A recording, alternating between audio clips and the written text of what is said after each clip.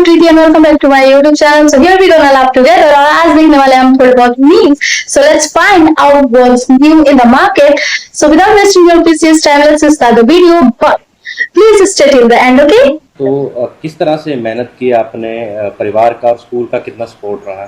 Sir उन्हीं का support था, क्योंकि मैंने आज तक किसी भी ट्यूशन वगैरह में नहीं गई और मेरे को स्कूल से रिसोर्सेज मिलते थे, मैं उन्हीं से पढ़ाई करती थी। मैं दिन में 20 आवर्स भी पढ़ी हूँ, 20 घंटे।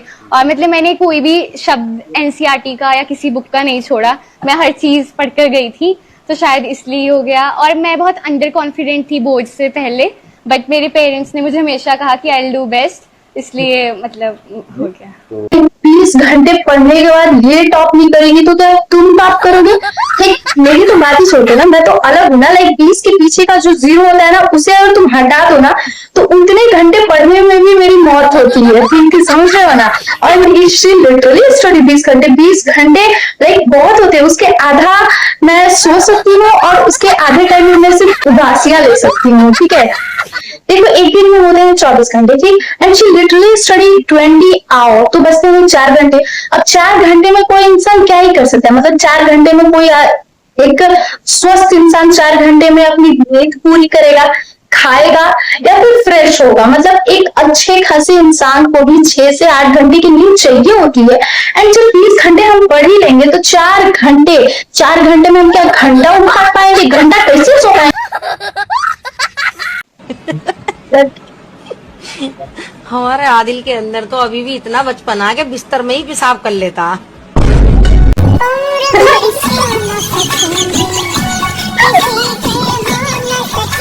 मम्मी होती है यार, वो अपने बेटे या बेटी की बड़ाई कर रही है तो फ्लो में थोड़ा निकल जाता है, समझा करो। वो बड़ाई कर रही है, उसको ऐसे दिल में नहीं लिया जाता है। देखो ऐसा होता था लिटरली बचपन में ना, जब हम एक अलग ही ट्रिप देखते थे कि हम ना बेड से उठ गए हैं, लिटरली वॉशरूम में गए हैं, जाकर के प्रॉपर मतलब सूसू कर रहे हैं, ठीक है ना? एंड तब तक बिस्तर गीला हो चुका होता था। शायद इनका आदि अभी भी वही सपने देखता होगा। तो तू रिलेशनशिप में? नहीं, अभी जस्ट सॉफ्ट लॉन्च करा है, जस्ट हैविंग फन। तो फ्रेंड विद बेनिफिट्स क्या होता है? अरे उसमें तो सिर्फ फिजिकल होता है ना, नो कनेक्शन।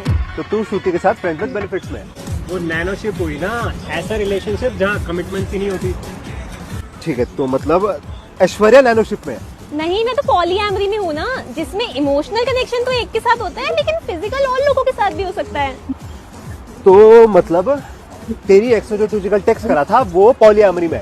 वो टेक्स्ट नहीं, फ्लर्ट कर रही थी, ब्रेड क्रमिंग हुई ना। तो मतलब मेरी एक्स ने जो मुझे कल टेक्स्ट करा था, ऑर्बिटिंग कहते हैं, टेक्स्ट कर रही थी, फ्लर्ट नहीं कर रही थी।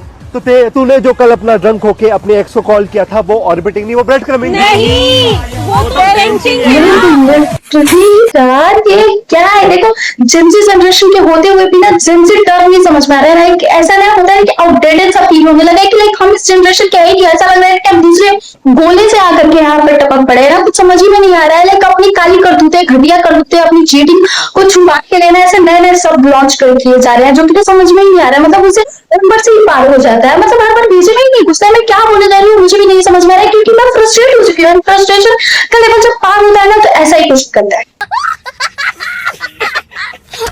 But literally I want to know कि ये जो शब्द इजाद किए जा रहे हैं ना, जो नए शब्दों का जन्म हो रहा है, मतलब ये कर रहा है यार।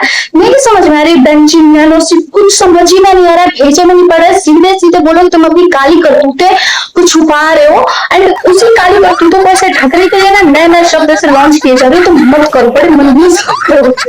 देखो एक होता है फ्रस्ट्रेशन एंड एक होता है ना, मतलब जब फ्रस्ट्रेशन भी पार हो चुका होता है ना, एक वो होता है। तो मेरा भी वो हो चुका था। मैं फ्रस्ट्रेट के बाहर जा चुकी हूँ। किसी भी लड़के से हमें प्यार व्यार के चक्कर में नहीं पड़ना चाहिए। हमने कई बार कहा है, कोई आपसे प्यार क्यों करेगा? चिंगम खाई हो? नहीं, चिंगम नहीं खाई हो? अरे फिर कैसे समझाए? गुरुजी के लिए एकदम आउट ऑफ सिलेबस ही क्वेश्चन आ गया। बताइए तो उसको एग्जाम्पल कैसे समझाएंगे गुरुजी, जब उसके च्युइंगम ही नहीं खाया है और गुरुजी का एग्जाम्पल इस गुरुजी इज नॉट ऑलवेज एपिक। मेरे को सबसे ज्यादा मजा आता है गुरुजी वाली वीडियो देखने में। तो गाइज मैं अपने ब्रेकअप के बाद वाटर पार्क घूमने आई थी अपना माइंड फ्रेश करने के लिए, और ये देखो मुझे आजिम मिला है। तो मुझे इसे देखते ही पहली नजर में प्यार हो गया, तो आज से मैं इसी के साथ वीडियो बनाऊंगी। और आपको हमारी जोड़ी कैसी लगी कमेंट में बताओ। बाय। तो उस उम्र में रिलेशनशिप के साथ साथ ब्रेकअप हो गया एंड ब्रेकअप होने के बाद पार्क में घूमे या दूसरे लड़के का देखते ही मतलब ऐसा दिल धक धक धक करने लगे, ऐसा कुछ नहीं होता। जब तुम वाटर पार्क गई हो तो पानी में कूदो ना, उछलो ना, नहाओ ना, जो करना है करो भाई, ये क्या होता है। औरतें हमेशा कहते हैं कि men are dogs। एक बात बता, कुत्ते इतने वफादार होते हैं? Yes। क्या हम वफादार हैं? No। तो हम कुत्ते कैसे हुए?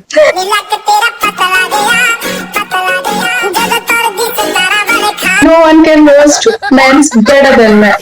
So that's it for today guys, and I hope कि आपको वीडियो अच्छी लगी हो। Then do like, comment, share and don't forget to subscribe my channel। तो मिलते हैं अगली वीडियो में, तब तक के लिए बाय।